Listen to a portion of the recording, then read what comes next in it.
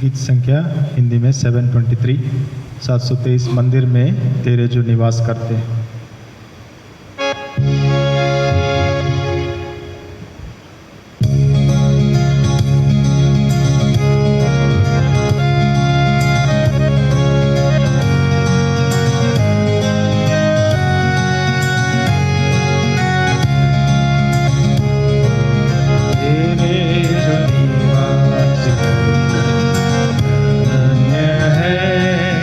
धन्य है जो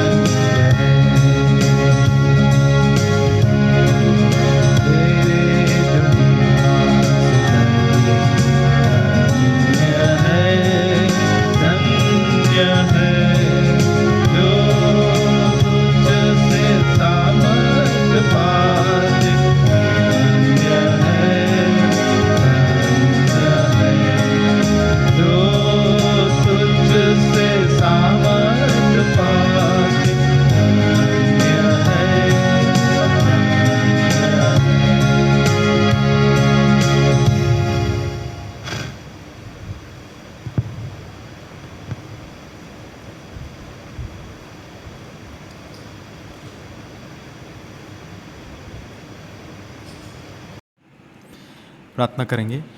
प्यार प्रभु परमेश्वर, आपको धन्यवाद देते हैं आपका महान प्रेम के लिए, दया के लिए, अनुग्रह के लिए। आज के दिन में आपने हमें सहायता की, अनुग्रह दिखाया। आपका महान विचारों को, योजनाओं को, संकल्पों को हम ध्यान करते हुए आपको स्तुति, आराधना, महिमा करने के लिए आपने अनुग्रह दिखाया। आपको हृदय से धन्यवाद देते। अभी का समय को आपके हाथों में सौंपते प्रभु। आपका उद्देश्य, आपकी इच्छा को संपूर्ण रूप से पूरा कीजिए प्रभु। दूसरे संदेश के द्वारा आप हमसे बातें कीजिए। आपका उद्देश्य, आपका इच्छा, आपका योजना, आपका संकल्प संपूर्ण रूप से पूरा कीजिए प्रभु। सारे अंधकार शक्तियों को, शैतान शक्तियों को प्रभु यीशु मसीह के पवित्र नाम से संपूर्ण रूप से हम बंद कर देते। मत्ती 8:8-20 के अनुसार, लूका 10:19 के अनुसार, लूका 12:12 का हम दावा करते। आपकी उपस्थिति हमारे बीच में रखिए। एक दास को आपके आत्मा के स्वाधीन में रखिए और आपकी वचनों को दीजिए। आपकी सिद्ध इच्छा को प्रकट कीजिए। आपका आवाज़ हम सुनना चाहते हैं प्रभु। आपके विचारों को हमें दीजिए। आपका जो बोझ से, तकलीफ़ से, परेशानी से और प्रश्नों से और चिंता से जो हृदय प्रभु, हर एक के हृदयों को आपके वचन छू सके। बल और शक्ति और तसल्ली दीजिए, अनुग्रह दिखाए, दया दिखाए। सारे प्रभु अंधकार शक्तियों को बंद कर देते। हर एक शब्दों को, वचनों को आपके संपूर्ण स्वाधीन में रखते प्रभु। आपका वचन, आपके शब्दों को दीजिए, सहायता कीजिए। एक दास को छुपा दीजिए क्रूस के पीछे। आपके लहू से धोकर शुद्ध कीजिए, पवित्र कीजिए। आपकी सहायता मांगते हैं प्रभु। Light system, mic system, recording system, सब विषय में आप अनुग्रह दिखाए, दया दिखाए। आपका प्रेम के लिए धन्यवाद देते हुए ये छोटी सी प्रार्थना प्रभु, आप ही संपूर्ण रूप से महिमा पाइए। आपका प्रभु आदर सम्मान हम कर सके, आपका नाम ऊंचा हो सके, सहायता कीजिए। आपका प्रेम के लिए धन्यवाद देते हुए छोटी सी प्रार्थना प्रभु यीशु मसीह के नाम पे चढ़ाता हूँ। सुनो ग्रहण कीजिए पिताश्री, आमीन।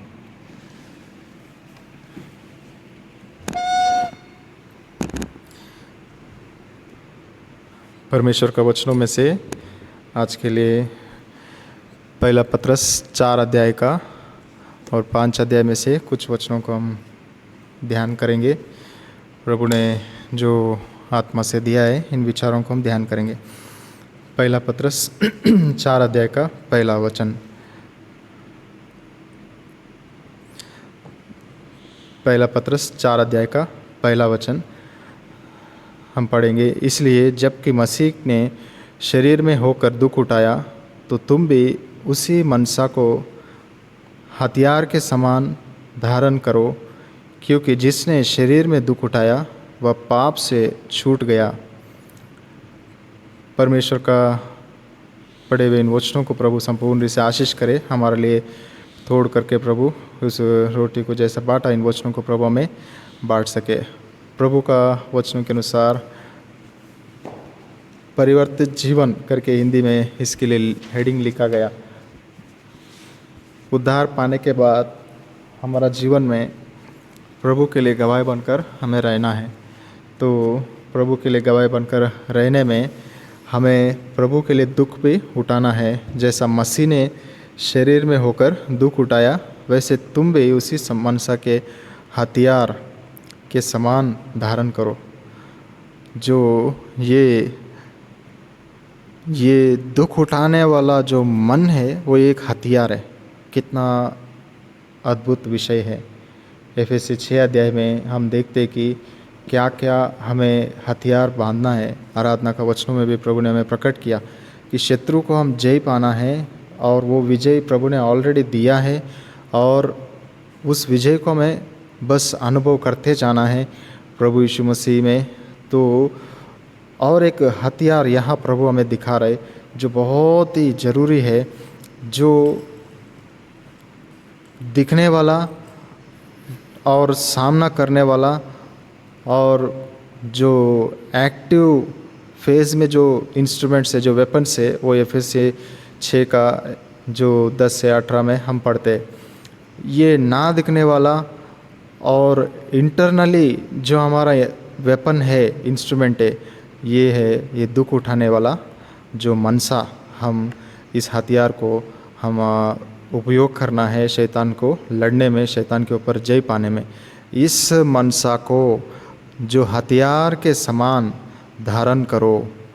तो प्रभु का वचन के अनुसार हम पढ़ते कि शरीर में जो श्रम उठाया, बाकी जीवन जो है पिता के इच्छा के अनुसार चलने के लिए पाप से कोई भी संबंध नहीं रखना चाहिए। 14 वचन में हम पढ़ते कि मत और घबराओ ना,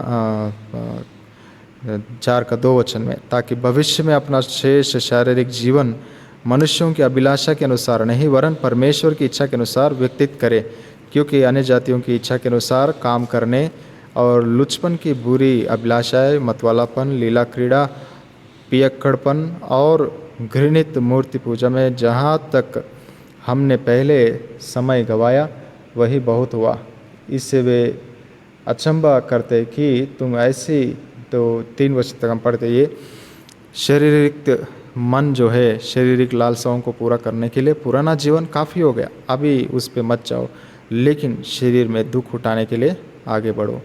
तो इन सब चीज़ों को छोड़कर पिता का इच्छा पूरा करने के लिए हमें शरीर में दुख उठाने का ज़रूरी है। कौन सा दुख है? प्रभु का वचन में इसी पत्रस में लिखा है कि ऐसे दुख मत उठाओ करके। इसी में हम पढ़ते कि जो तुम गलत करके ऐसा दुख उठाना कुछ मतलब नहीं है।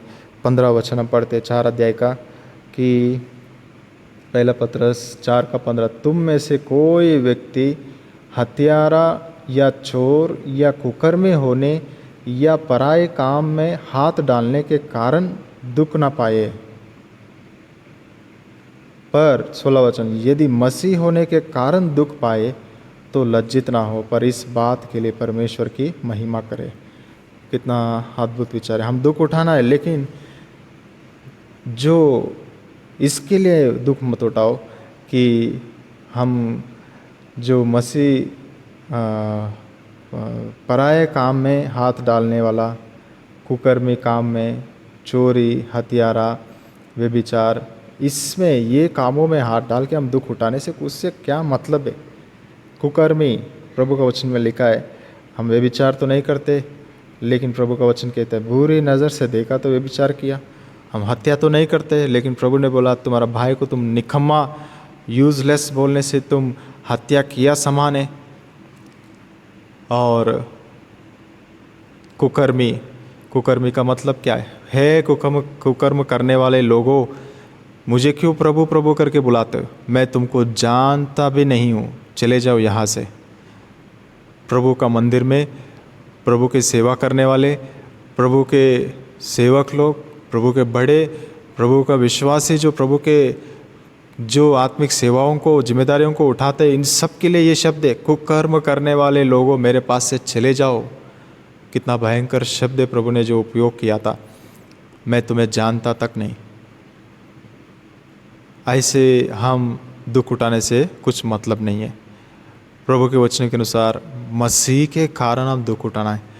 मसीह के कारण प्रभु यीशु मसीह जैसा दुख उठाया, ऐसे हम दुख उठाते जाना है। प्रभु यीशु मसीह का जीवन के अनुसार हमारा जीवन जो बराबर उनके जीवन से हम तुलना करते हुए, हम मैचिंग करते हुए उसके साथ बराबरी में हम चलने के लिए प्रभु हमें बुला रहे। तो इन विषयों में जो पहला विषय हम दुख उठाने का विषय हम देखते, सफरिंग्स, जो शरीर में होकर दुख उठाया। और इस विषय को सबसे पहले में हम देखेंगे 4 अध्याय का 1 से 3, और उसके बाद 4 अध्याय का 12 से 14 और 5 अध्याय का 10 वचन। ये 3 भागों को प्रभु ने दिया जो दुख उठाने का विषय में। हम पढ़ते कि 4 अध्याय का हम 1 से 3 ने हमने पढ़ा है, उद्धार पाके आप पुराना शरीर के इच्छाओं में ही रहेंगे और उसके कारण दुख उठाएंगे, उससे कुछ मतलब भी नहीं है और उसका कोई प्रतिफल नहीं मिलेगा। वो सच्चा दुख में तुम प्रवेश किया तक नहीं है, लेकिन मसीह होने के कारण ये इंस्ट्रूमेंट को, ये वेपन को पहना हुआ रहना चाहिए, धारण रहना चाहिए। प्रभु का वचन में लिखा है कि बाहर का पुरुष कितना भी कुछ भी हो रहे, लेकिन अंतरंगिक पुरुष दिन भर दिन बल पाते जाना है, बढ़ते जाना है। ये एक निशान है कि हमारे शरीर सड़ते जाएगा तो भी आत्मा में हम बल पाते जाना है। और शारीरिक दुख कुछ लोगों को प्रभु का नाम के लिए बहुत उठाना पड़ेगा। कुछ लोगों को मरने तक भी खास कोई दुख और परेशानी और बोझ उठाने का परिस्थिति नहीं आता है, लेकिन हमारे लिए प्रभु क्या रखा, हम उसी में रहना है। हम देखते हैं कि इसमें 4 अध्याय का पहले से 3 वचन में हम देखते हैं कि जो कुछ प्रभु का नाम के लिए छोटी मोटी दुखों को, श्रमों को, तकलीफ़ों को प्रभु के लिए हम उठाना पड़ेगा। हम उठाना है, उसी में हम शत्रु को लड़ सकता है, उसी से हम शत्रु को जय पा सकता है। उसके बाद हम देखते हैं कि इसी में जो 12 से 14 वचनों तक अगर हम पढ़ेंगे तो 12 से 14 वचन तक हम पढ़ेंगे तो, हे प्रियो, जो दुख रूपी अग्नि तुम्हारे परखने के लिए तुम में भड़की है, इससे यह समझकर अचंभा ना करो कि कोई अनोखी बात तुम पर बीत रही है। पर जैसे जैसे मसीह के दुखों में सहभागी होते हो, आनंद करो, जिससे उसकी महिमा के प्रकट होते समय भी तुम आनंदित और मगन हो। प्रभु का वचनों के अनुसार प्रभु हमें याद दिला रहे, हमारे जीवन में जब हम प्रभु के नाम के लिए दुखों को उठाएंगे और वो मन को धारण करके हम चलते रहेंगे, छोटा मोटा दुख अनुमति दिया जाएगा, लेकिन एक समय आएगा अग्नि के रूप भयंकर आग जैसा दुखों को, अग्नि परीक्षा जैसा दुखों को हम उठाना पड़ेगा। और तब के लिए भी प्रभु अपने वचनों में क्या लिखाया गया कि ऐसा समय जब आएगा, ये मत सोचे कि बहुत बड़ा कुछ, बहुत ही कुछ होने वाला है, क्या क्या होने वाला है, क्या क्या बीत रहा है, ऐसा परेशान मत होना। अनोखी बात हो रही है ऐसा मत सोचना, लेकिन मसीह के लिए उसी रीति से वो दुखों में भी तुम आनंदित रहना है और भागीदार होते हुए प्रभु का मसीह के दुखों में आनंद रहना है। जब वो अग्नि परीक्षा जैसा ऐसे दुख और वेदना आएगा, मसीह के लिए निंदा अपमान आएगा उस परेशानी, उस अग्नि जैसा परीक्षा के द्वारा, तब आत्मा आपके ऊपर निवास करता है, परमेश्वर की आत्मा। 14 वचन में पढ़ते, फिर यदि मसीह के नाम के लिए तुम्हारे निंदा की जाती है, मतलब अग्नि का जैसा भयंकर आग जैसा परीक्षा जब आता है, उसमें नेक्स्ट स्टेप क्या होता है कि हमें निंदा भी आ जाएगा, अपमान आ जाएगा, और मसीह का नाम के लिए हम बहुत ही निंदा अपमान लज्जित हो जाता है सबके बीच में, क्योंकि महिमा का आत्मा निंदा की जाती है तो तुम धन्य हो। निंदा किया जाता है तभी तुम धन्य हो। याद रखिए, प्रभु के लिए दुखों को उठाना है पहला कदम, प्रभु के लिए अग्नि का परीक्षा जैसा दुखों को उठाना है। उस समय में भी हम प्रभु में आनंदित रहना है, और सारे दुनिया वाले नहीं, मंडली वाले हमें निंदा करेंगे, अपमान करेंगे, छी छी बोलेंगे, द्वेष करेंगे, इंटरनली हमारे समर्पण, हमारा मन कैसा परमेश्वर से जो समझौता करके चल रहे वो कोई भी समझेंगे नहीं, लेकिन निंदा करेंगे, अपमान करेंगे। ऐसे समयों में हम प्रभु को आनंदित होते हुए प्रभु की ओर ही देखते रहेंगे तो तुम धन्य है। तब परमेश्वर की आत्मा क्या होता है, क्योंकि महिमा की आत्मा जो परमेश्वर का आत्मा है तुम पर छाया करता है। महिमा की आत्मा, परमेश्वर की आत्मा तुम पर छाया करता है। सिंपल एग्जाम्पल, प्रभु की आत्मा ये याद दिला रहे कि जो यूसुफ और मरियम जो निंदा अपमान उठाया, जो विवाह का जो जीवन बिताने से पहले ये लोग गलत किया, गड़बड़ किया, गंदा काम किया, ऐसा व्यभिचार किया समान, वो यूसुफ अपना मरियम होने वाली पत्नी को देखा। प्रभु का नाम के लिए दुख उठाना अलग बात है, और अग्नि जैसा परीक्षा जैसा भयंकर बात बीत रही, ये क्या हो रहा है मुझे समझ में नहीं आ रहा है, ये ऐसा क्या काम हो रहा है, ऐसा क्यों होना है। अगर प्रभु का काम है, परमेश्वर का, महान परमेश्वर का काम है, तो ऐसा निंदा में क्यों जाना है, एक निंदा अपमानित जैसा क्यों होना है। परमेश्वर का काम, परमेश्वर के तरीका इसी रीति से चलेगा, इसी रीति से होता है। सारे लोगों के बीच में निंदा अपमान जैसा बातें होता है, तो उसमें परमेश्वर की आत्मा तुम्हारा ऊपर छाया करता है, मसीह की आत्मा तुम्हारे ऊपर छाया करता है, और तुम धन्य हो। तभी 32:1 भजन संहिता में लिखा है, जो अपने पापों की क्षमा पाता है वो धन्य है। उतना से नहीं, हमें दुख उठा के धन्य होना है, अग्नि जैसे परीक्षाएं उठा के धन्य होना है।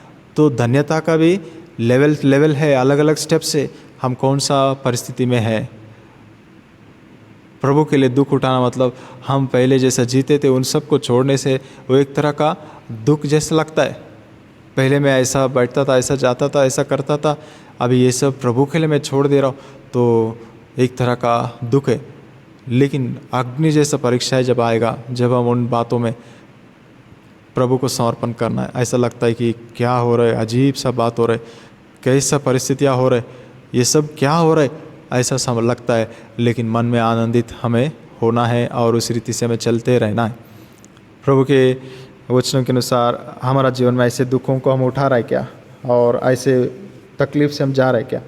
प्रभु के वचन में हम पढ़ते कि जो 5 अध्याय का 10 वचन में, पहला पत्रस 5 अध्याय का 10 वचन में, आप परमेश्वर जो सारे अनुग्रह का दाता है, जिसने तुम्हें मसीह में अपनी अनंत महिमा के लिए बुलाया, तुम्हारा थोड़ी देर तक दुख उठाने के बाद आप ही तुम्हें सिद्ध और स्थिर और बलवंत करेगा। स्थिरता, सिद्ध बनना और बलवान, स्पिरिचुअली स्ट्रांग और स्पिरिचुअली साउंड और स्पिरिचुअली सिद्धता कब आएगा? जब हम दुखों में और अग्नि जैसा दुखों में उठाते हुए चलेंगे। और कितना? थोड़ी देर तक वो जलना है, थोड़ी देर तक परीक्षा होना है, थोड़ी देर तक निंदा अपमानों में जाना है, तब उनकी महिमा होता है और हम आत्मिक जीवन में स्थिर होते हैं और सिद्धता में आते हैं और बलवंत बनता है। एस्टैब्लिशमेंट और कंप्लीटनेस, फुलनेस और जो स्पिरिचुअली स्ट्रांग, और हमें ये तीनों अनुभव में प्रभु हमें परिपूर्ण करेगा, स्थिरता करेगा और बलवान करेगा।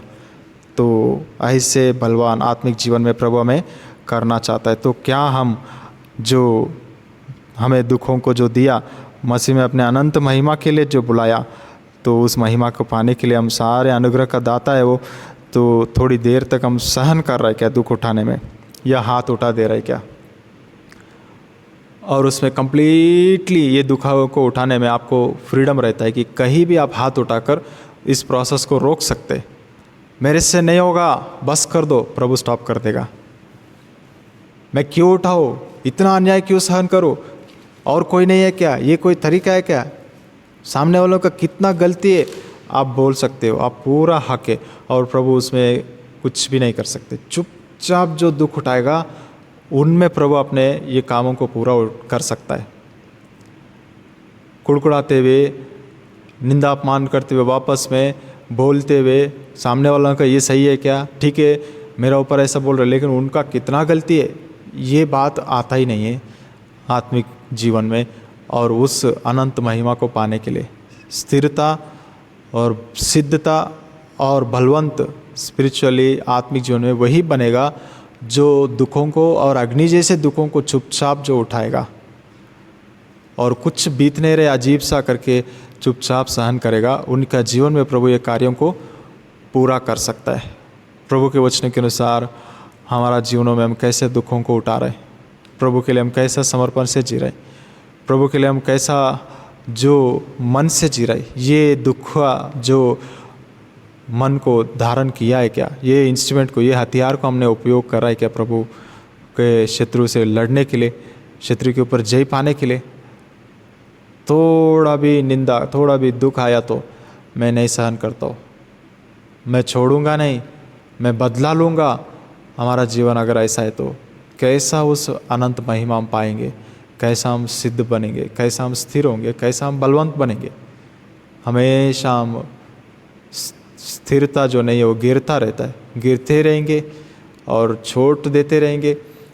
ये बात याद रखिए, जब आप प्रभु का दिया हुआ दुखों को नहीं उठाएंगे, प्रभु का अग्नि जैसा दुखों को ना बोलेंगे, आप ही मंडली को दुखी बनेंगे। दुखी करने वाला आप ही हो मंडली को कि मैं दुखों को नहीं उठा रहा हूँ इसलिए मैं दुख देते रहूँगा।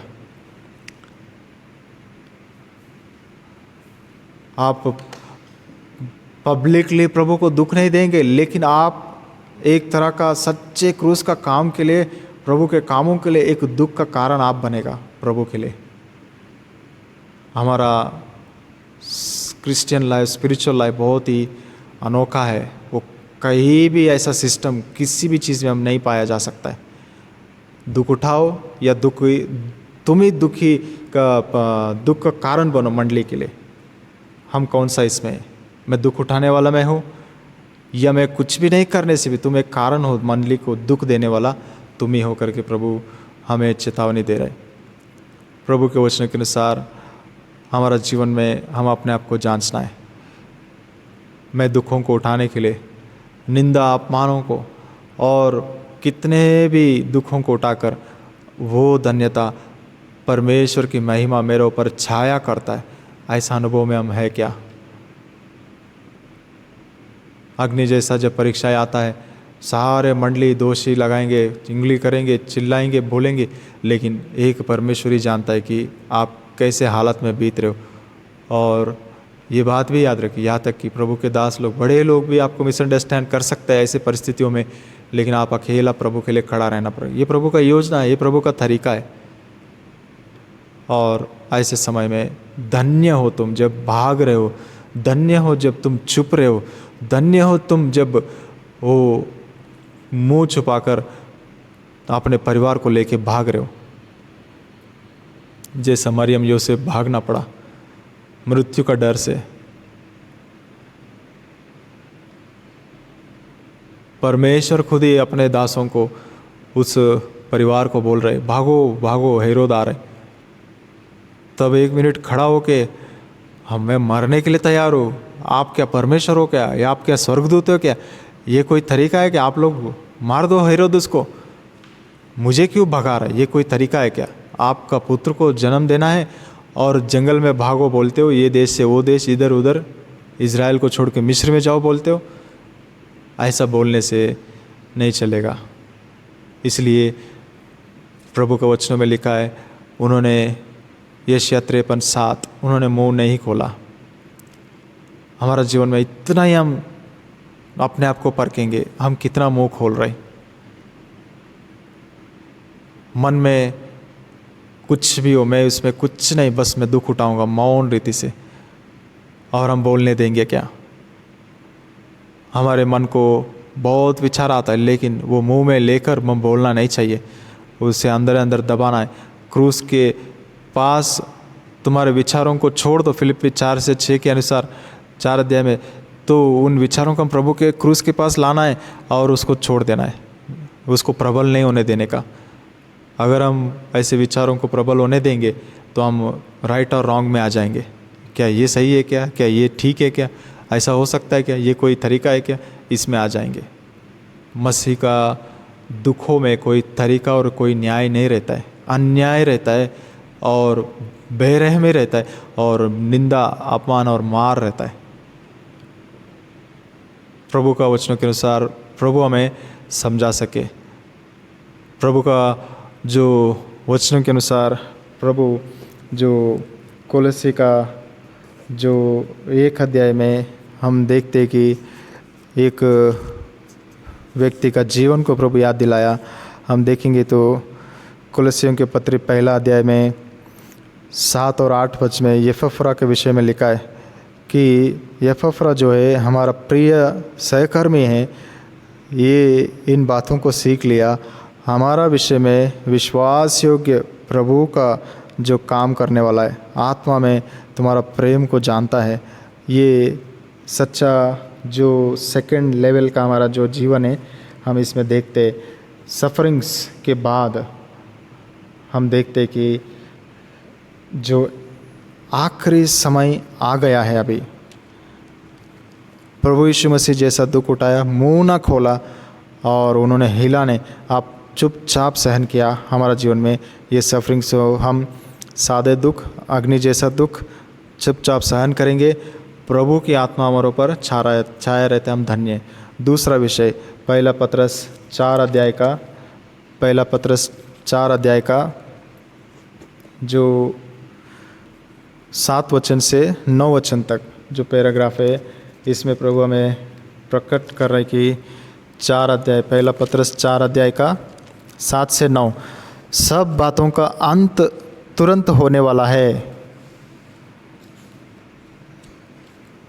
याद रखिए, दूसरा विषय में प्रभु हमें अंत होने वाले सारे बातें, इसलिए हमें क्या करने के लिए बोल रहे हैं। पहला विषय प्रभु एक 4 विषय इधर 7 से जो 9 और 11 वचन तक, 7 से 11 वचन तक प्रभु में 4 विषयों को बोल रहा है। पहला विषय, अंत होने वाला है, इसलिए 7 वचन में आगे क्या लिखा है, होने वाला है, इसलिए संयमी होकर प्रार्थना के लिए सचेत रहो। पहला विषय, हमें एंडिंग डेज में, अंत के दिनों में प्रेयरफुल रहना है, प्रार्थना पूर्वक रहना है। अगर प्रार्थना नहीं करेंगे, प्रभु का वचनों में लिखा है, पहला पत्रस 5 अध्याय का 6 वचन में, क्षमा कीजिए 8 वचन में, पहला पत्रस 5 अध्याय का 8 वचन में, कि अगर हम प्रेयरफुल नहीं रहेंगे, लिखा है सचेत हो और जागते रहो, क्योंकि तुम्हारा विरोधी शैतान गरजने वाला सिंह के समान इस खोज में रहता है कि किसको फाड़ खाए। प्रभु के वचन के अनुसार हमारा जीवन में हम याद रखें, अंत के दिन, अंत का समय आ गया है, तुरंत होने वाले है, सब बातों का अंत तुरंत होने वाला है। इसलिए पहला विषय, संयमी होकर सचेत होकर प्रार्थना में रहो। प्रार्थना में नहीं रहेगा, शैतान फाड़ खाएगा। शैतान दरवाज़ा में खड़ा है। जब हम सेवा में नया नया आया, हम स्पष्टता से अनुभव करते थे, दरवाज़ा पे शैतान खड़ा है। मैं भी, सिस्टर भी, दोनों ने अनुभव किया, दरवाज़ा पे खड़ा है, हम सो नहीं सकते। उठो, हम प्रेयर करेंगे, जागते हुए रहेंगे। प्रभु अनुग्रह देता है नींद का इधर उधर होने से भी, लेकिन प्रेयर इतना ज़रूरी है, प्रार्थना इतना ज़रूरी है। हमने अनुभव किया, प्रभु जो हम प्रेयरफुल नहीं रहेंगे, शैतान फाड़ खा जाने के लिए आ जाता है, तो बहुत ही हम सचेत रहना पड़ता है। प्रभु अनुमति देता है। जब हम ऐसा अनुमति को देखते, शैतान करीब आते हुए, हम सो नहीं सकते, जागते हुए रहेंगे। जब हम नया नया प्रभु की सेवा में आया, कुछ दुष्ट आत्माओं का परिस्थितियों को प्रभु लेकर आया कुछ लोगों को। हमने कभी ऐसे परिस्थितियों को देखा नहीं, लेकिन जब वो ऐसे चीज़ों को देखा, तब हमें समझ में आया कि हमारा जीवन में प्रार्थना कितना ज़रूरी है, प्रेयरफुल और पावरफुल रहना कितना ज़रूरी है। Prayerless life is a powerless life. बिना प्रार्थना का जीवन शक्तिहीन जीवन है, कोई उसमें शक्ति नहीं रहते। तो प्रार्थना कितना ज़रूरी है हमने समझा है। तब प्रार्थना में रहने से ऐसे लोग, कितने लोग आते जाते हैं, लेकिन प्रार्थना करने से प्रभु हमें शक्ति दिया। मत्ती 10:1-10 के अनुसार बोला, मैं अधिकार दे रहा हूँ, निकालो दुष्ट आत्माओं को, रोगों को चंगा करो। तब हम प्रार्थना करते हैं। बहुत लोगों के लिए प्रभु ने आशीष का कारण हमें बनाया। लेकिन ये अजीब सा बात है, ये कैसे है, तो हम डरेंगे तो शैतान हमें पूरा कब्जा करेगा। सचेत रहेंगे, प्रार्थना में रहेंगे, शैतान भाग जाता है। बहुत सा परिवारों में हम सुनते हैं, प्रेयर रिक्वेस्ट ऐसा देते हैं, ब्रदर हमारे बच्चे बराबर रात को 12 बजे रोता है, बराबर 3 बजे उठ के रोता है। ये क्या है ब्रदर? प्रभु माता पिता के लिए अनुमति दे रहे, तुम लोग उठो, प्रार्थना करो बच्चे के लिए और खुद का जीवन के लिए, पारिवारिक जीवन के लिए, प्रभु की महिमा के लिए। तो ऐसे अनुभवों को प्रभु देता है कि हमें डर और भय से, पवित्रता से और सचेत रहते हुए प्रार्थना करने के लिए। जब एक ऐसा बोला तो बहुत ऐसा विषय हमने देखा है, लेकिन एक विषय में हम बताते हैं कि प्रभु को विश्वास करता है, लेकिन जो रोमन कैथलिज्म्स में वो विश्वास करके माला डालना और क्या क्या पूजा करना, ये सब कर रहे थे। जब हमने बोला ये सब निकाल दीजिए, ये प्रभु के वचन के अनुसार नहीं है, प्रभु पर विश्वास कीजिए, जब वो कर दिया तो शैतान उनको परेशान करना छोड़ दिया। हम खुद ही ऐसे अंधविश्वास की नहीं, उस वस्तुओं पर प्रभु का शक्ति को हम सोचते देखते और इसको उसको हाथ में बांधो, गले में बांधो, सिर में बांधो, कमर में बांधो, ये सब चीज़ों को हम करते रहेंगे तो प्रभु का शक्ति को, सच्चे शक्ति का अनुभव नहीं कर पाएंगे।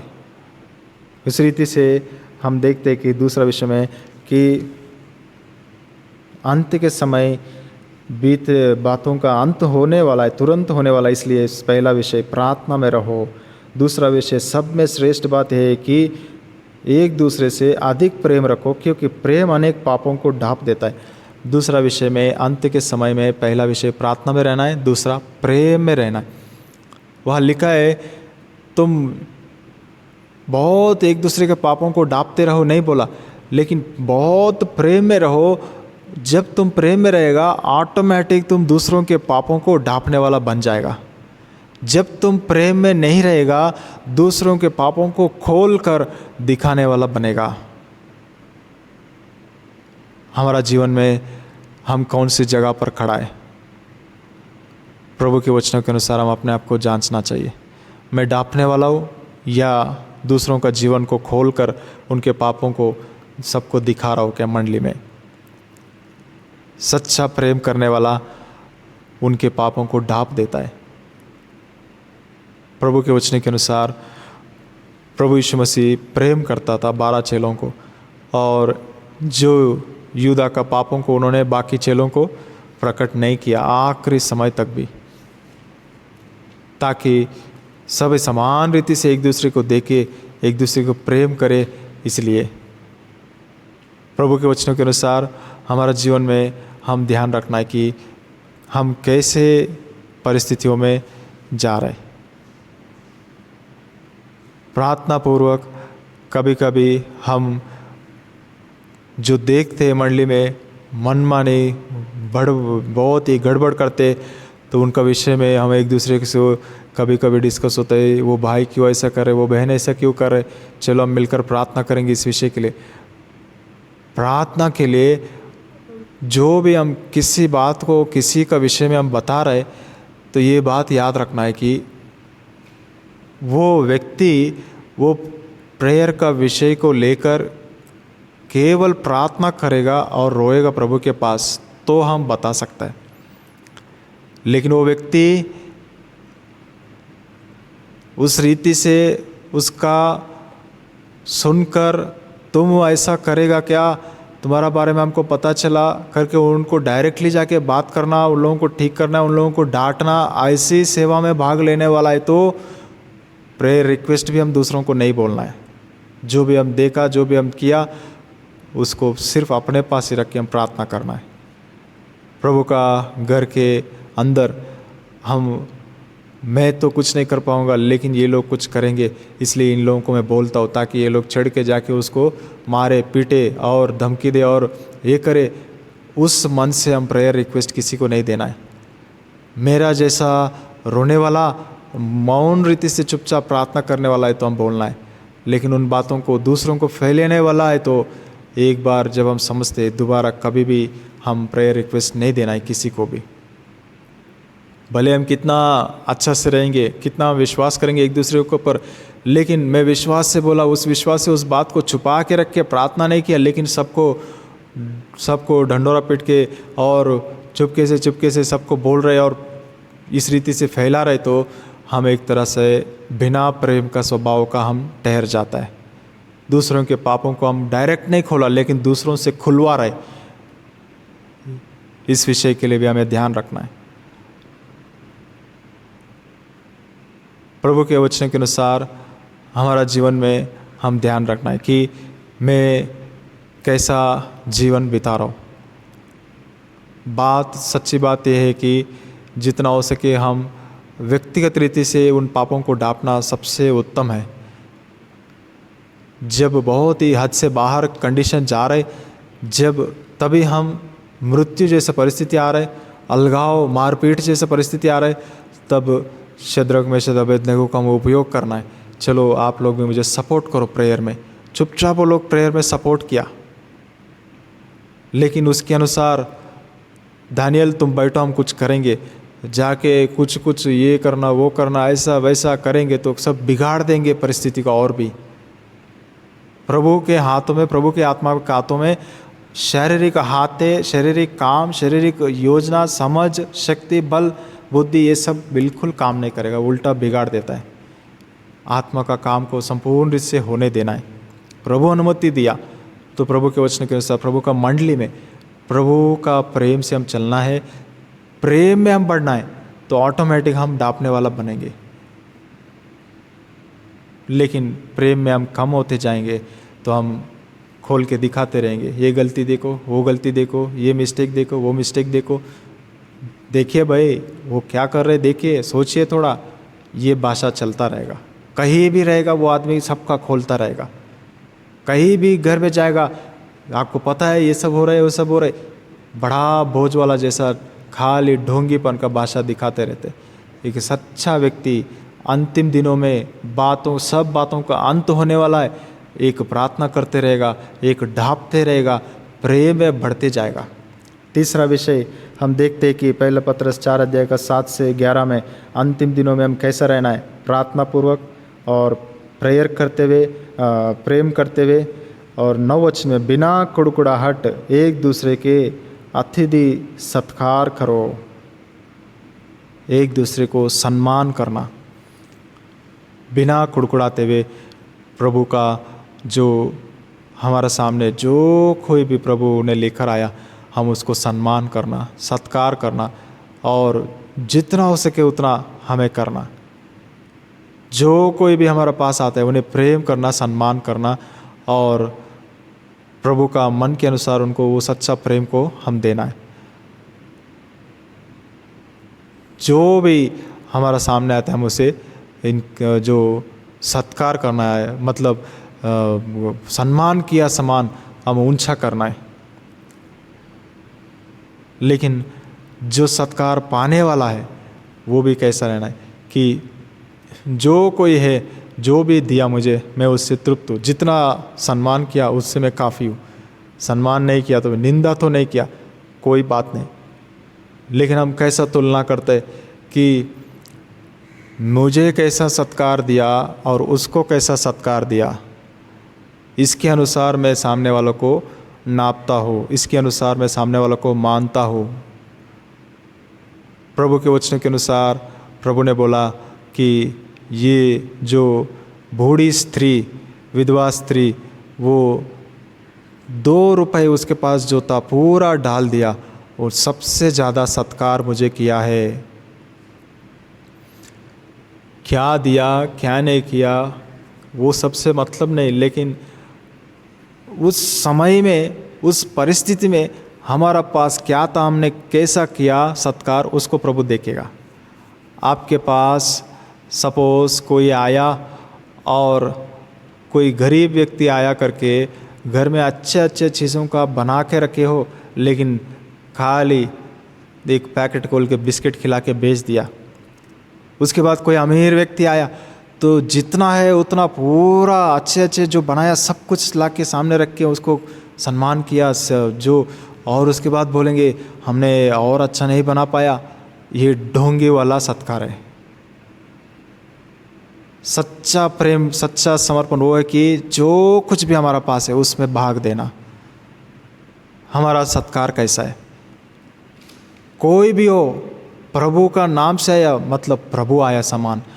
वो कितना आत्मिक हो, कितना अनात्मिक हो, कितना बड़ा हो, कितना छोटा हो, मैं एक समान सत्कार करूँगा, प्रेम करूँगा। वो सच्चा प्रेम है प्रभु के वचन के अनुसार। और हमारा सत्कार करने का तरीका कैसा है, हम अपने आप को जांचना है। किसी को भी हम नज़रअंदाज कर रहे, कम ध्यान, कम सोच रहे, तो वो गलत है। प्रभु के वचन के अनुसार हम संपूर्ण रीति से प्रेम करना है। तीसरा, चौथा विषय, प्रार्थना करो, प्रेम करो, सत्कार करो, अंत का समय आ गया, तुरंत होने वाला है। चौथा विषय, जिसको वरदान मिला है वह उसे परमेश्वर के नाना प्रकार के अनुग्रह के भले भंडारियों के समान एक दूसरे की सेवा में लगाए। जो प्रभु वरदान दिया, हम एक दूसरे की सेवा करना है उन वरदानों से। प्रभु की सेवा करते हुए हम एक दूसरे की सेवा कर रहे तो प्रभु की सेवा किया समान है। मतलब एक दूसरे की सेवा क्या करेंगे हम वरदानों से। प्रभु मुझे वरदान दिया, मेरे पास गाड़ी है, प्रभु दूसरों को वो गाड़ी नहीं दिया तो एक वरदान है, तो उस गाड़ी को मैं उपयोग करूँगा किसी के लिए भी। किसी को भी ज़रूरत है मुझे फ़ोन कीजिए, मैं आ जाऊँगा। ये कोरोना का समय है, आपको बहुत मुश्किल होता है, गाड़ी में जाना पड़ेगा, मैं आ जाऊँगा, मुझे फ़ोन कीजिए। ऐसा पब्लिकली हम बोल सकते हैं किसी को। मंडली में कोई भी परेशानी है, मुझे याद कीजिए, मैं जाऊँगा, मैं दे दूँगा, मैं करूँगा। या हम चुप चुप के हैं, नहीं बोला तो अच्छा है, कहा मुझे बार बार बुलाएंगे, इसलिए मैं कुछ भी नहीं बोलूँगा, जब मुंड मेरा सिर पे आएगा तब मैं करूँगा। ये अंतिम दिनों में जो प्रभु के वरदानों को पाकर, प्रभु के आशीषों को पाकर हम एक दूसरे को सेवा नहीं कर रहे, तो ये सच्ची रीति से हम अपने वरदानों को उपयोग नहीं कर रहे। प्रभु के वचन के जो वरदान प्रभु दिया, प्रभु का मंडली का उन्नति के लिए उपयोग करना है। उन्नति के लिए मतलब यहाँ स्टेज पे खड़ा होकर सेवा करना ही सेवा नहीं है, बहुत प्रकार के अलग अलग सेवा ही है। प्रभु के वचन के अनुसार कभी कभी प्रभु हमें इक्वल टैलेंटेड 2 लोगों को सामने लाता है, तो हम उनको ऊंचा करके हम पीछे जाना, ये होता है एक दूसरे की सेवा करना। मतलब मेरे वरदान मैं उपयोग करके मैं महिमा पा सकता हूँ, लेकिन उनको महिमा दे दो प्रभु, वो महिमा पाने दो, मैं पीछे रहूँगा, मैं चुप रहूँगा, मैं अगली बार देखता हूँ, मौका मिला तो प्रभु आपके लिए खड़ा रहूँगा, लेकिन इस बार उनको दो प्रभु। समर्पण करना, त्याग करना और पीछे हटना, वो होता है जो एक दूसरे की हम सेवा करना अपने वरदानों के साथ। प्रभु ने बोलने का वरदान दिया, प्रभु ने गाने का वरदान दिया, प्रभु ने बजाने का वरदान दिया, हमें एक दूसरे के ऊंचा करते हुए। सच्चा ऐसा जहाँ सेवा रहता है, हमेशा एक चीज़ याद रखें, एक दूसरे को ऊंचा करते रहते। जहाँ ये समर्पण की सेवा नहीं रहता है, एक दूसरे को सेवा नहीं हो रही, तो वहाँ कैसा हुआ दबाव होता है और दूसरों को दबा दिया और मैं ही दिखता हूँ, मैं ही करता हूँ, ऐसा सेवा चलता है। कौन सी सेवा हम कर रहे? अंतिम दिन, अंतिम समय आ गया, इसीलिए प्रार्थना करते हो, इसीलिए प्रेम में बढ़ते जाओ ताकि तुम ऑटोमेटिक ढाप देगा। इसीलिए अंतिम समय आ गया, इसलिए तुम अतिथि सत्कार करो, जो है वो दे दो और प्रभु आशीष करे। इसलिए तुम जो वरदानों को पाया उससे एक दूसरे की सेवा करो। सिंपल एग्जाम्पल है कि 2 लोग बजाने वाला है, 2 लोग गाने वाला है, एक दूसरे को ऊंचा करना है। मैं और तीतुस भाई है, 5 महीने से इधर हम दोनों गाना गाते बजाते, हर बार मैं ही बजाता हूँ करके वो कभी नहीं, ब्रदर आप बजाइए, पूछता है पहला, ब्रदर आप गाइए, मैं तो वो हम नहीं ब्रदर आप गाइए। ये हमारा एवरी डे का आप करो आप करो आप करो, ये रहता है सेवा, सच्ची सेवा, जो एक दूसरे को सत्कार करना, एक दूसरे को ऊंचा करना। अगर बोला भी नहीं लेकिन उससे पहले मैं ही बजाता हूँ, मैं ही गाता हूँ, ऐसा आत्मा है, तो इसको क्या बोलता है? हम एक दूसरे की सत्कार नहीं, एक दूसरे की सेवा नहीं कर रहे। वरदानों को पाया, हम उस वरदानों को उपयोग कर रहे। वरदानों को उपयोग करते हुए सेवा करना मतलब अपने वरदानों को छुपाकर, अपने वरदानों को पीछे रख के, मेरा जैसा ही प्रभु इनको भी आप दिया है इस मंडली में, उसको खड़ा होने दो, मैं पीछे रहता हूँ। वो सच्ची सेवा है। हम में से कोई भी सोचेगा प्रभु मुझे अद्भुत वरदान दिया है, मेरा जैसा कोई भी वचन नहीं बोल पाता है, मैं बहुत ही गिफ्टेड हूँ, ऐसा करके हम दूसरों को हम दूसरे स्थानों में रखेंगे, सोचेंगे, तो हम प्रभु का इच्छा को पूरा नहीं कर रहे। प्रभु को जवाब देना पड़ेगा। इस रीति से प्रभु का सिद्ध इच्छा कभी पूरा नहीं होता है और हम अंतिम दिनों में प्रभु का मन के अनुसार हम नहीं जी पाएंगे, प्रभु को महिमा नहीं होता है। इसमें हम देखते हैं 4 विषयों के बाद वो क्या बोलते हैं 12 वचन में, 11 वचन का आखिरी में, उस शक्ति से करो जो परमेश्वर देता है। यदि कोई बोले तो ऐसा बोले मानो परमेश्वर का वचन है, यदि कोई सेवा करे तो उस शक्ति से करे जो परमेश्वर देता है, जिससे सब बातों में यीशु मसीह के द्वारा परमेश्वर की महिमा प्रकट हो। महिमा और साम्राज्य युगान युग उसी का है, आमीन। अंत का समय आ गया। इन एंडिंग डेज में पतरस हमें 4 विषयों को याद दिला रहे। प्रभु की आत्मा, प्रेयर करते रहो, प्रेम करते रहो, सत्कार करते रहो, इज्जत और सम्मान करते रहो, निंदा अपमान को भूल ही जाओ। और चौथा विषय, एक दूसरे को ऊंचा करते हुए सेवा करो, अपने वरदानों को उपयोग करो संपूर्ण रूप से। वो व्यक्ति घर पास में है, उसके पास गाड़ी है, वो करना चाहिए, वो क्यों नहीं कर रहे, वो हमारे बात नहीं।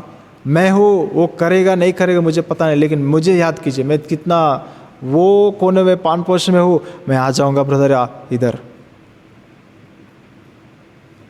कोई तकलीफ में तो परेशानी में तो पहले ही फ़ोन करके बोल रहे क्या, कुछ ज़रूरत है क्या, आप बताइए मैं आ जाता हूँ। कोरोना है, छूने का नहीं, जाने का नहीं, मरने दो उनको, वो आत्मा से हमें क्या। ऐसा सोचने से ना मदर तेरेसा बनती थी, ना कितने खोड़ियों को चंगाई पाते थे, ना उन लोगों को प्रेम मिलता था। उनके बीच में वो सच्ची सेवा किया है, प्रभु के नाम को महिमा किया, जिसके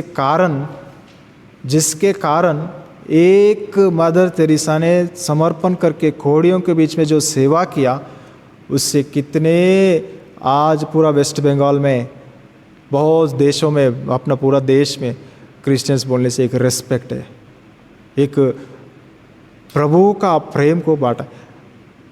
प्रेम है प्रभु यीशु मसीह। अगर वो प्रेम ना दिखाकर हमें पूरा डॉक्ट्रिन्स को, हम पूरा जितना भी सही रहेंगे हमारा डॉक्ट्रिन में, वो सब हमारा व्यर्थ है।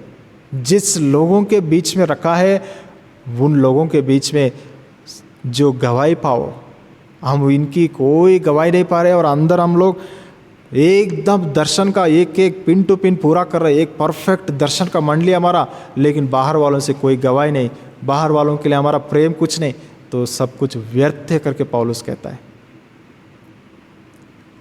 आजू बाजू वालों को हम प्रेम नहीं कर पाएंगे, लेकिन मंडली में हम बड़ा प्रेम दिखाएंगे तो जीरो है हमारा प्रेम। मैं विश्वासियों के लिए जैसा मेरा गाड़ी, मेरा वरदानों को उपयोग करता हूँ, अविश्वासियों के लिए भी तैयार रहता हूँ। विश्वासियों से बढ़कर अविश्वासियों के लिए तैयार रहता हूँ। हमारा आजू बाजू में किसी को ज़रूरत है, मेरे पास जो कुछ भी उपयोग करने के लिए तैयार हो क्या। मेरा घर हो, मेरा गाड़ी हो, मेरा वस्तु है, मेरा कुछ भी हो, मैं हूँ। किसी को भी दिक्कत है गली में, आप लोग मुझे याद करो, रात को 12 बजे भी हो, हम लोग आएंगे। प्रभु के वचन के अनुसार हमारा जीवनों में हम ऐसा कंप्लीट ओपननेस से रहेंगे, प्रभु का योजनाएं, प्रभु का उद्देश्य पूरा होता है। हम तीसरा विषय हम देखते इसमें, जो प्रभु का मंडली में जब हम रहना है तो कैसा रहना चाहिए। पहला विषय सफरिंग्स, दूसरा विषय अंत का समय आ गया, इसलिए प्रार्थना, प्रेम और जो सत्कार करना और एक दूसरे को वरदानों को सेवा करना, वरदानों को उपयोग करके अंत में कंप्लीटली सभी विषयों में प्रभु की, परमेश्वर की महिमा होना चाहिए।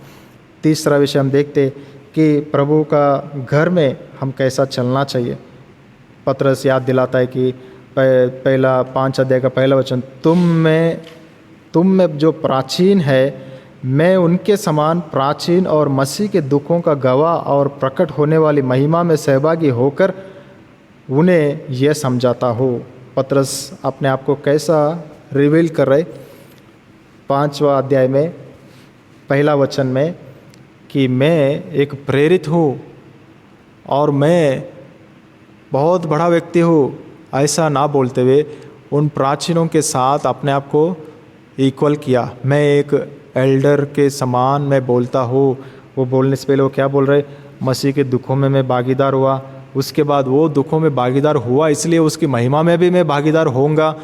और वो व्यक्ति जो आपके साथ में जो प्राचीन हूँ, मैं बोलता हूँ, मैं प्रेरित हूँ, आप लोग मेरे हाथ से बनाए हुए एल्डर्स हो, मैंने अभिषेक किया आप लोगों को, ऐसा करके नहीं बोल रहे।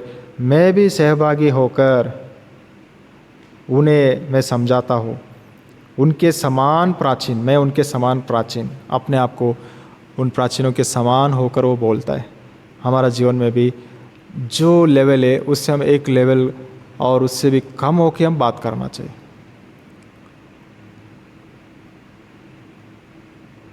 प्रभु का वचनों के अनुसार प्रभु के दास हूँ मैं, मेरे से आप ऐसा बात नहीं कर सकते, मेरे से आप ऐसा बोल नहीं सकते, मेरे सामने ऐसा बैठ नहीं सकते, ऐसा नहीं कर सकते, ऐसा हम कभी भी किसी के साथ भी बर्ताव नहीं कर सकते।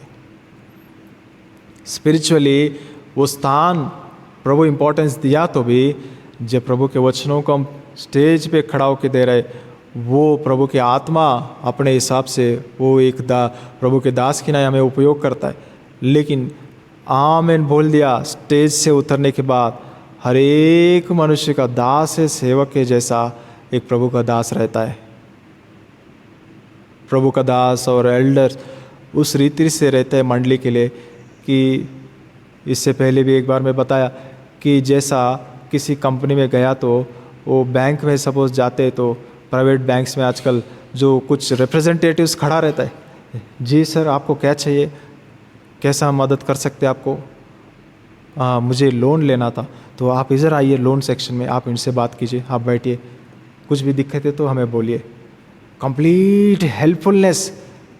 कुछ जगह में मैं आई हेल्प यू करके बोर्ड ला के स्टेशन में इधर उधर बैठते पुलिस लोग। और जो हर एक बैंक में आजकल जो कस्टमर्स के लिए एक सेक्शन है, आप कुछ भी हो इधर आके बात कीजिए और हम गाइड करेंगे, आपको पता नहीं रहता है कैसा करना है।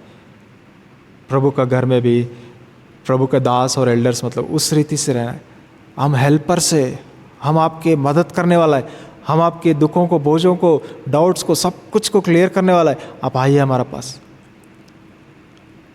हम कैसा रहता है, कुछ भी हो, प्रभु के वचन में इसलिए पौलुस बोलता है कैसा रहना चाहिए कि परमेश्वर के उस झुंड की जो तुम्हारे बीच में है रखवाली करो, और यह दबाव से नहीं परंतु परमेश्वर की इच्छा के अनुसार आनंद से और नीच कमाई के लिए नहीं, पर मन लगाकर प्रभु के इस कामों को हमें पूरा करना है। जो लोग तुम्हें सौंपे गए हैं उन पर अधिकार ना जताओ, वरन झुंड के लिए आदर्श बनो। जब प्रधान रखवाला प्रकट होगा तो तुम्हें महिमा का मुकुट दिया जाएगा, मुरझाने का नहीं। कितना अद्भुत बात है। एल्डर्स, गॉड सर्वेंट्स, सेवा में भाग लेने वाले सभी लोगों के लिए जो आगे आगे रहता है, प्रभु ने ऐसा वरदान दे, उपयोग कर रहे, ठीक है, लेकिन कैसा रहना चाहिए, आदर्श रहना चाहिए, अधिकार जैसा नहीं रहना चाहिए। जब आप वचन बोलते हो, प्रभु की आत्मा ऐसा भयंकर अधिकार से प्रकट करता है, होने दीजिए। लेकिन जैसा आप स्टेज से उतरते हो, जैसा आप अपने जो भी सेवाओं को मंडली में निभाते हो, जो भी रोल्स स्पिरिचुअली निभाते हो, लेकिन साइडली वो हर एक कामों को हम कैसा करना है, आदर्श बनते हुए अधिकार की नहीं रहना चाहिए। जताओ मत, प्रभुता मत जताओ दूसरों के ऊपर। बहुत ही दुख की बात है, बहुत ही मंडलियों में प्रभु का दास लोग ऐसा रहते कि कुछ काम कोई कुछ किया, बाद में कुछ बोला तो बोला नहीं पहला तुम, क्या मन आएगा उन लोगों को। आगे के लिए प्रभु के दास को कुछ बोलना है, कुछ नहीं बोलना है तो वो लोग डरते रहेंगे, परेशान हो जाएंगे। उनको बोलो ना बोलो, परेशानी है, बुरा मानता है, वैसा नहीं रहना चाहिए। पॉजिटिव एटीट्यूड, कंप्लीटली हम सपोर्ट करने वाला जैसा रहना चाहिए। नहीं बोल पाए कोई बात नहीं, अभी बोल रहे हो, प्रार्थना करेंगे, बात क्या है अभी आगे के लिए, क्या दिक्कत है, क्या परेशानी है, वो हम क्लियर करेंगे। जो हुआ वो सबसे क्या मतलब है। प्रभु के वचन के अनुसार हम ऐसा खुले जो रहेंगे तो, आदर्श बनकर रहेंगे तो प्रभु का लोग हमारे पास आएंगे। कुछ तो सलाह मिलेगा, कुछ तो जवाब मिलेगा, नहीं है तो उनके पास जाने का कोई मतलब ही नहीं है। वो तो रूल्स बात करता है, उल्टा मेरे गली में सब टांग देता है कि तुम्हारा 100 गलतियाँ है, अभी तुम क्या मांगने को आए हो, जाओ अपने गलतियों में फंसे रहो, दबे रहो, मरो। ऐसा हमारा गाइडेंस, हमारा लीडिंग नहीं रहना चाहिए। और जब भी कोई हमारे पास आता है उन्हें हमें एनकरेज करना चाहिए। कुछ भी हो, प्रभु आपके जीवन को ठीक कर देगा। जितना भी हुआ हो कोई ठीक नहीं, आपने खुद ही गलती किया लेकिन अभी पछतावा कर रहे हैं, लेकिन प्रभु आपको ज़रूर ठीक करेगा, आपके परिवार को ठीक करेगा। एनकरेजमेंट देने वाला रहना चाहिए। न्याय तो वो करेगा, शिक्षा दंड वो देगा, लेकिन हम भी वही डंडा पकड़ के रहने से प्रभु का मतलब क्या है। प्रभु बोलेगा अरे तुमको मैं बोला तसल्ली दो, शांति दो, बढ़ाओ, और तुम मेरा पोस्ट मेरा काम तुम कर रहे हो। हम लोग ऐसे रहते कि प्रभु का आज से प्रभु डंडा दे दो, मिल गए, इसको 2 मार दो। कैसा पाप करके देख रहे हो, चलता है कैसा, ये वचन में लिखा है ना, ऐसा चलता है कि हम प्रभु को बोलते हैं। और प्रभु भी आश्चर्य होते, इसको एल्डरशिप दे के क्या कर दिया मैंने, इसको सेवक बनाया तो मैं बहुत गलती कर दिया, पश्चाताप किया करके लिखा है साउल का विषय में, मैंने क्यों बनाया इसको राजा। हमें रिस्पॉन्सिबिलिटीज़, हमें प्रभु का घर में ये देकर प्रभु पछतावा नहीं होना चाहिए, मूसा की नहीं होना चाहिए, भयंकर पापी है, मर जाना चाहिए, लेकिन बोलता है मेरा नाम हटा दो प्रभु, लेकिन इन्हें बचा दो, इन्हें क्षमा करो, इन्हें ले जाओ। क्या सोचेगा पूरा इज़राइल को, इज़राइल का परमेश्वर को क्या सोचेगा? आपकी महिमा दाव पे लगाए प्रभु, वो महिमा कम नहीं होना चाहिए, मैं नहीं होने दूंगा, मेरा नाम हटा दो, मुझे मार दो, लेकिन आपका लोग और आप इनको लेके चलो, कनान में पहुंचा दो। जिस दिन बोला बंद करो तुम्हारा सेवा, जाओ, तो एक शब्द भी नहीं, ठीक है प्रभु अभी जाऊंगा, एक प्रार्थना तक नहीं। वो है सच्चा जीवन। प्रभु दया करे, ऐसी सेवा प्रभु के दास, मैं, मेरा परिवार, हम करने के लिए हमारे लिए प्रार्थना कीजिए। सारे बड़ों के लिए मंडली ऐसा प्रार्थना कीजिए कि आदर्श बनकर रहे हमारा सेवक और एल्डर्स प्रभु हर एक विषयों में, लेकिन प्रभुता करने वाला नहीं, राज्य करने वाला नहीं, रूल्स बात करने वाला नहीं, तुम गलत किया बोलने वाला नहीं, लेकिन एनकरेज करने वाला बने प्रभु। और हम जो सेवा करते प्रभु, हम भी एक दूसरे के लिए, कहीं भी कोई भी कोना में गलती से कोई आया, कोई नया हो, थोड़ा पुराना हो, लेकिन आके किसी से भी बात करने से सेवा में भाग लें। कुछ लोग सेवक के पास, एल्डर्स के पास नहीं आते, डरते, परेशान हो जाते, लेकिन कोई सेवा करता है ना, ये वचन बोलते खड़ा होके ये काम पूरा संभालते रहते, साफ़ सफाई सब खबर करते या बजाते, इनको थोड़ा बोलता हो, क्या बोलेगा देखते। वहाँ आप अच्छा गाइडेंस और एनकरेजमेंट करके जाइए बड़ों के पास, सेवक के पास, वो लोग अच्छा और अच्छा से करेंगे। हम पुणे में थे, कोई व्यक्तिगत परेशानियों को लेके आते, पहला डायरेक्ट नहीं जाते, लेकिन हमारे पास आके बोलते ये लोग ट्रेनी सेवक है, और इधर करके हम बोल के एनकरेज करके, आप अंकल से मिलिए, आप अच्छा एनकरेज होके नीचे आएंगे करके अंकल के पास ले जाते हैं। वो लोग सच में पूरा बल पाके वापस आते।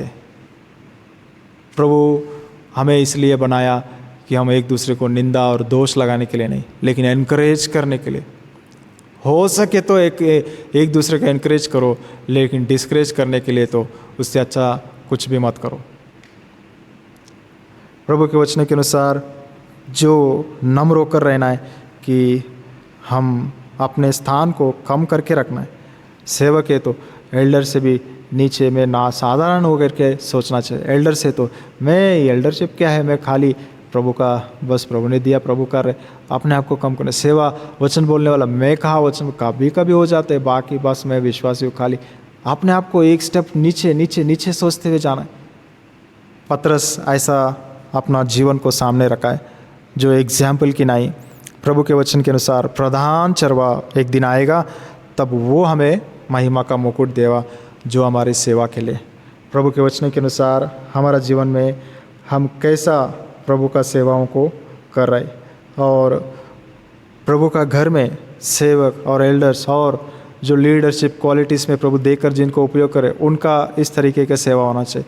जो विश्वासी है वो कैसा होना चाहिए। प्रभु का वचन में लिखा है, आखिर में हम पढ़ते पहला पतरस 5 अध्याय का जो 5 वचन, 5 अध्याय का 5, इस प्रकार हे नवयुवकों, तुम भी प्राचीनों के अधीन रहो, वरन तुम सब के सब एक दूसरे की सेवा के लिए दीनता से कमर बांधे रहो, क्योंकि परमेश्वर अभिमानी, क्या लिखा है ब्रदर उधर, अभिमानियों का विरोध करता है, परंतु दीनों पर अनुग्रह करता है। इधर पेज कटा हुआ है, क्षमा कीजिए। तो प्रभु अभिमानियों का विरोध करता है, दीनों पर अनुग्रह करता है। इसलिए नवयुवकों, मतलब विश्वास में जवान लोग, उद्धार नया नया पाया, आपकी उम्र कैसे भी हो, प्रभु में आत्मा में जो बड़े, उनको आधीन रहना ही तुम्हारे लिए उचित है। सही गलत का बातें करने के लिए बिल्कुल नहीं बोल रहे इधर। कितना गलत हो छोड़ दीजिए, आपका काम नहीं। आप प्रेयर कीजिए, बस बोलने के लिए, प्रश्न करने के लिए किसी भी कोने से हम योग्य नहीं हैं। प्रभु के वचन के अनुसार प्रभु के हाथों में हम सौंपना है, चुप रहना है। यहाँ लिखा है कि आधीन रहो, वरन तुम सबके सब एक दूसरे की सेवा के लिए दीनता से कमर बांधे रहो, दीनता का वस्त्र पहनो। प्रभु का वचन में लिखा है, इसी में हम पढ़ते, इसलिए परमेश्वर के बलवंत हाथ के नीचे दीनता से रहो, जिससे वह तुम्हें अब उचित समय में बढ़ाएगा। अपनी सारी चिंता प्रभु पर डाल दो। प्रभु के वचन के अनुसार हमारा जीवन में हम ध्यान रखना है कि बहुत चिंता होता है जब अनानुकूलित परिस्थितियों को मंदिर में देखते, बड़ों में, सेवकों में, सेवा करने वालों में गड़बड़िया, बलवा, ये सब देखने से चिंता होता है। प्रभु क्या बोल, तुम्हारा चिंता मुझ पर डालो और तुम क्या करो, दीनता से रहो, दीनता से सेवा करो, कैसा भी व्यक्ति हो। दूसरा पत्रस में वो बोलता है कि तुम्हारा अधिकारी, क्या पहला पत्रस 2 अध्याय का 18 वचन में हम पढ़ते, पहला पत्रस 2 अध्याय का, हे सेवकों हर प्रकार के भय के साथ अपने स्वामियों के अधीन रहो, ना केवल उनके जो भले और नम्र हो, पर उनके भी जो कुटिल हो। कुटिलता से सेवक है, कुटिलता से एल्डर है, उसकी भी सामने दीनता और नम्रता से रहो। भले और अच्छा एल्डर्स को आप बहुत रेस्पेक्ट देते हो, भले और अच्छे सेवकों को बहुत इज्जत करते हो, अरे जो कुटिलता से, तो अरे ये सेवक है क्या, इसका क्या इज्जत करने का, ट्रीटमेंट कम। तो प्रभु बोल रहे ये नहीं चलेगा, मैं तुमसे प्रसन्न नहीं होऊंगा, मैं तुमको मुकुट नहीं दूंगा। कुटिल वाले सेवक, कपट वाले सेवक, कुटिलता और कपट से जीने वाला एल्डर्स, उनके भी संपूर्ण अधीन में रहो। प्रभु के वचन के अनुसार हम अपने आप को जांचेंगे, कितना खुड़खुड़ाते हैं हमारे घरों में, वो एल्डर ऐसा है, वो सेवक ऐसा है, ये ऐसा है, वो ऐसा है, ये कभी सुधरेगा ही नहीं मंदिर। ऐसा बोलने की जगह हम कितना रो रहे प्रभु का घर के लिए, कितना तड़प रहे। सालों साल रोने से प्रभु कुछ काम, अद्भुत काम मंडली में करता है। प्रभु के वचन के अनुसार हमारा जीवनों में हम ध्यान करना है कि हमारी सेवा कैसा होना चाहिए। जो दाऊद एक समय में इतना प्यासा था, इतना तकलीफ़ में था, तो बोलता है कोई मुझे बेथलेहम का पानी लेकर आएगा क्या। दूसरा शमूएल 2 अध्याय का 16 वचन में आप पढ़ लीजिए कि वो बोलता है 3 लोग दौड़ के जाके, शत्रु लोग बेथलेहम में घेरा हुआ था, फिर भी फिलिस्ती लोगों को पार करके जाके बेथलेहम का पानी लेके आने से दाऊद बोलता है ये लहू है किसी का, इसको मैं पीऊँगा क्या, नहीं पीऊँगा। यहोवा के उपस्थिति में उन्होंने उंडेल दिया करके लिखा है। दूसरा शमूएल 23 अध्याय का 16 वचन में हम पढ़ते कि उन्होंने वो पानी को परमेश्वर का उपस्थिति में उंडेल दिया। प्रभु के वचनों के अनुसार हम ऐसा सेवा कर रहे क्या। अतः वे तीनों पर वीर फिलिस्तियों की छावनी पर टूट पड़े और बेथलेहम के फाटक के कुएं से पानी भर के दाऊद के पास ले आए, परंतु उसने पीने से इनकार किया और यहोवा के सामने अर्घ करके उंडेल दिया उन्होंने। तो प्रभु के वचन के अनुसार, हे यहोवा मुझे से ऐसा काम दूर हो, क्या मैं उन मनुष्यों का लहू पीऊँ जो अपने प्राणों पर खेल कर गए थे। इसलिए उसने उस पानी को पीने से इनकार किया। इन 3 वीरों ने तो यही काम किया। प्रभु के वचनों के अनुसार ये बात सिखाता है कि प्रभु के कामों को हम मंडली में कैसा करना है। प्राण गया जैसा एक दूसरे को हम सेवा करना है, हमारा लहू दे दिया जैसा सेवा करना है। और सेवा लेने वाला, मैं ये लहू पीता हूँ क्या, ये नहीं पीता हूँ, उसको हम प्रभु के उपस्थिति में उंडेलने वाला रहना चाहिए। प्रभु के वचनों के अनुसार कौन सा बातों को हम उंडेल रहे, ये क्या दिखाता है। दूसरों की वजह से, दूसरों की सेवा की वजह से जो मुझे आशीष मिल रहे, जो मुझे भाग मिल रहे, जो मुझे महिमा मिल रहे, उस महिमा को प्रभु मैं आपके चरणों में उंडेल देता हूँ। कोई महिमा मुझे नहीं मिलना चाहिए, आप ही को महिमा मिले। आप यहोवा की उपस्थिति में उन्होंने उंडेल दिया उन लहू के पानियों को। हम कौन से बेनिफिट्स को छोड़ रहे, मुझे नहीं चाहिए ये बेनिफिट, मुझे नहीं चाहिए ये, मुझे इतना काफ़ी है, मैं इसी में जीऊँगा प्रभु। हम कुछ छोड़ रहे क्या, कुछ मना कर रहे क्या।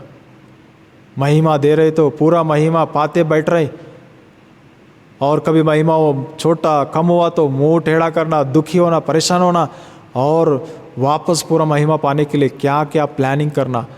ऐसा सेवा प्रभु हमसे नहीं चाहता है। समर्पण, उंडेलने वाला दाऊद ऐसा था।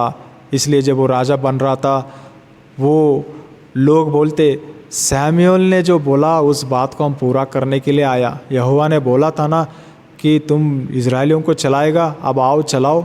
साउल मरने के बाद उस रीति से आया और लिखा है कि कितने लोग मिलते गया दाऊद को, वो आशेर का लोग, वो इशाकार का लोग, वो बेन्यामीनी लोग, साउल का परिवार वाले भी, सभी लोग आके दाऊद से मिल गया।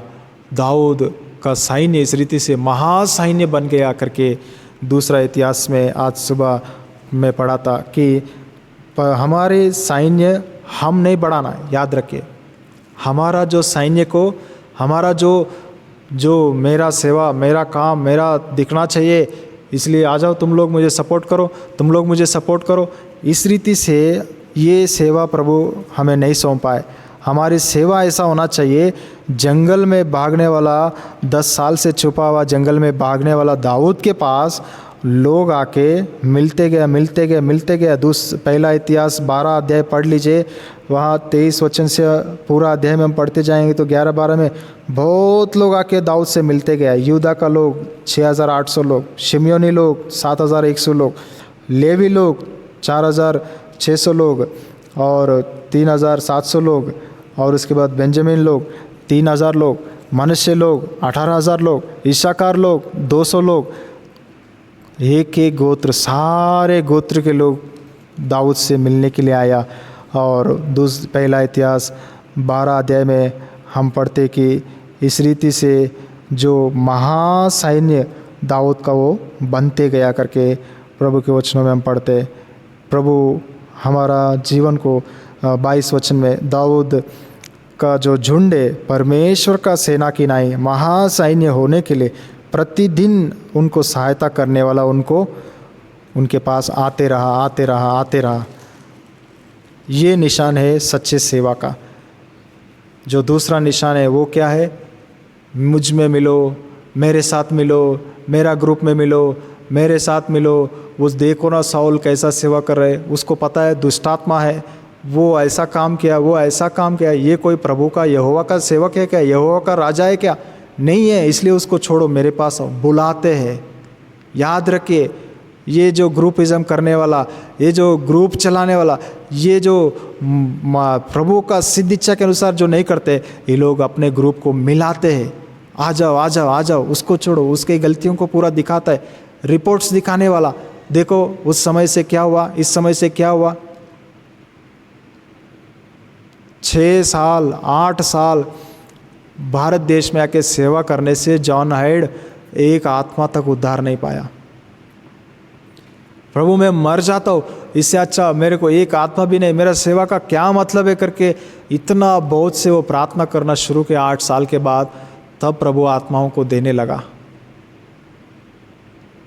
प्रभु ऐसे प्रार्थना का जीवन उनका जीवन में लाने के लिए उनको भांज की नाई, आत्मिक भांज की नाई प्रभु रख दिया। 8 साल तक एक आत्मा तक नहीं दिया।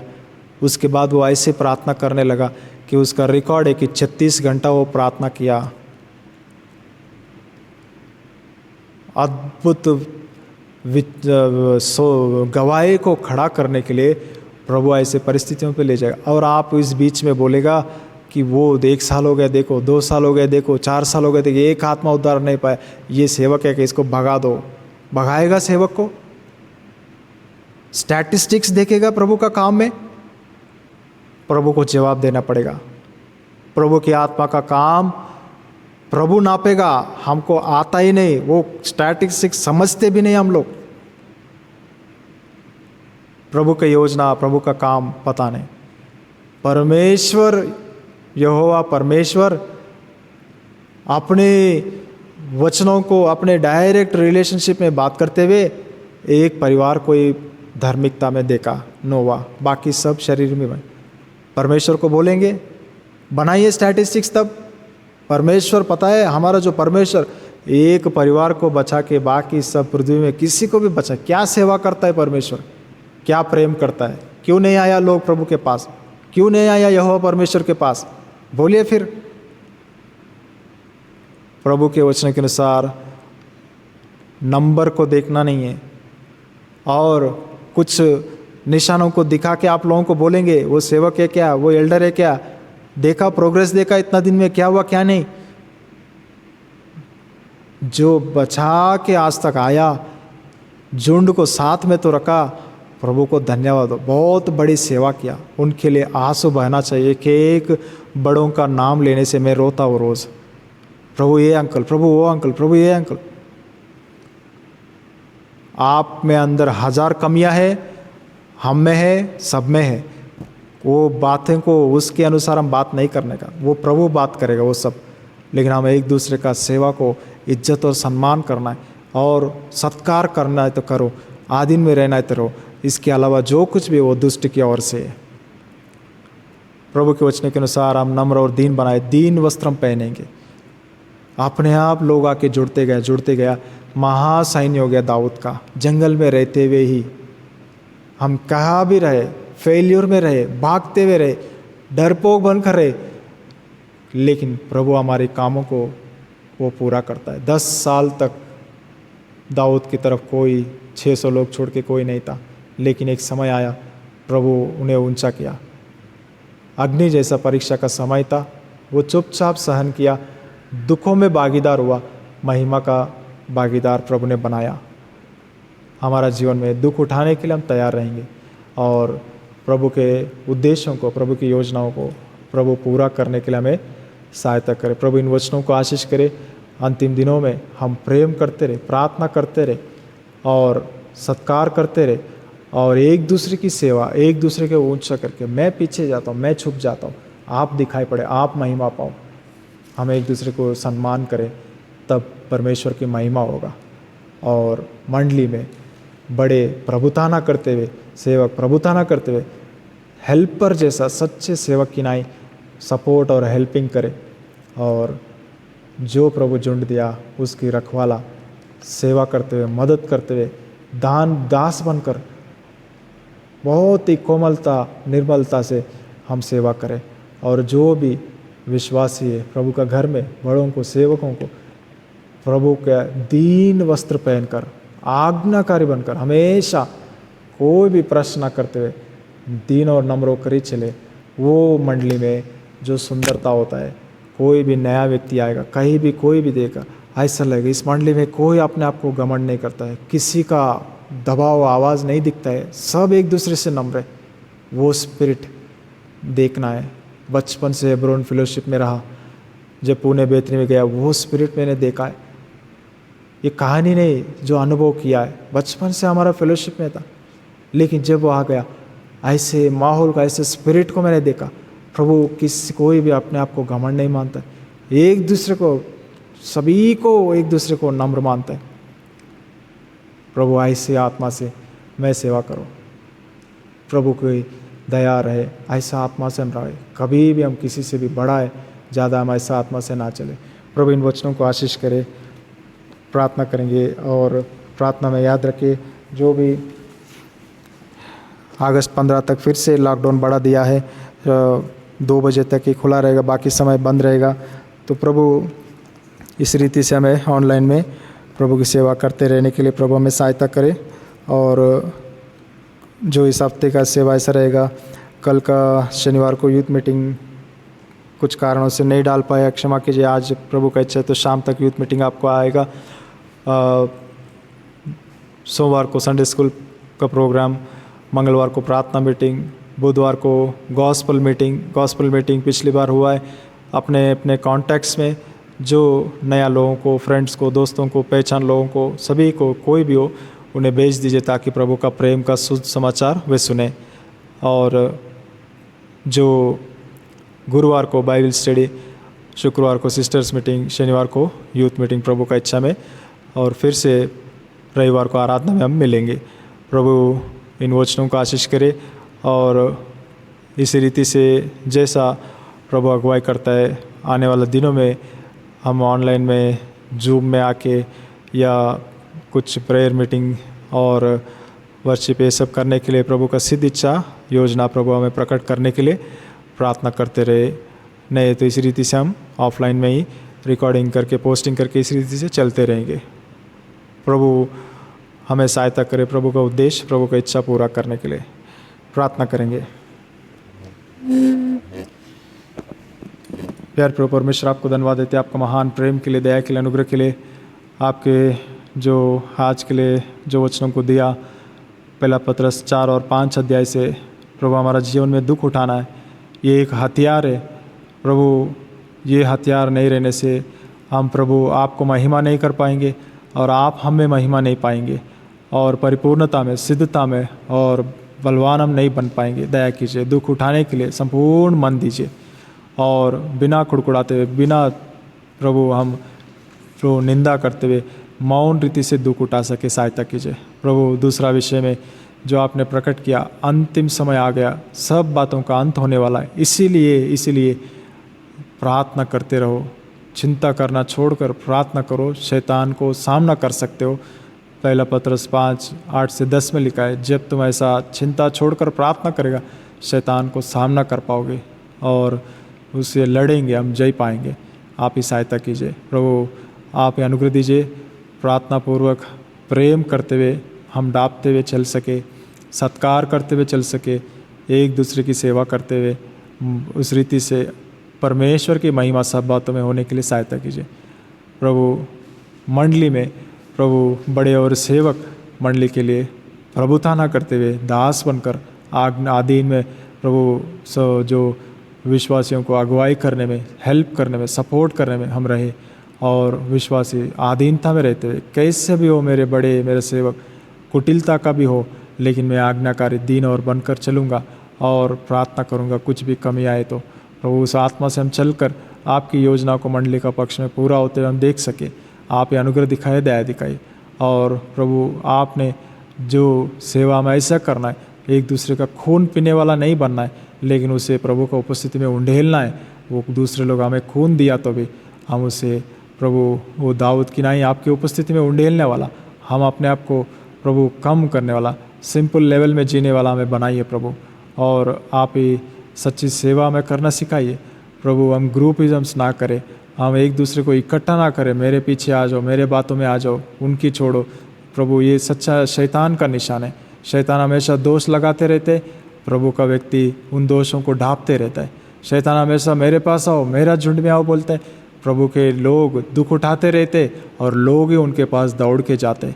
प्रभु वो अनुभव में हमें पाया जाए, आप ही सहायता कीजिए, दया कीजिए। अंधकार शक्तियों को प्रभु के नाम से बंद कर देते, वचन की आशीष चाहते, आप ही सहायता कीजिए। जो भी तकलीफ़ में, बुजुर्ग अवस्था में, सारे बड़ों को आपके हाथों में सौंपते, सुरक्षित रखे, संभाल के रखे, मंडली को अगुवाई करने में सहायता कीजिए। सारे बुजुर्गों को अच्छा स्वस्थ छंगाई में रखे, शक्ति बल दीजिए और सुरक्षित रखे, संभाल के रखे प्रभु।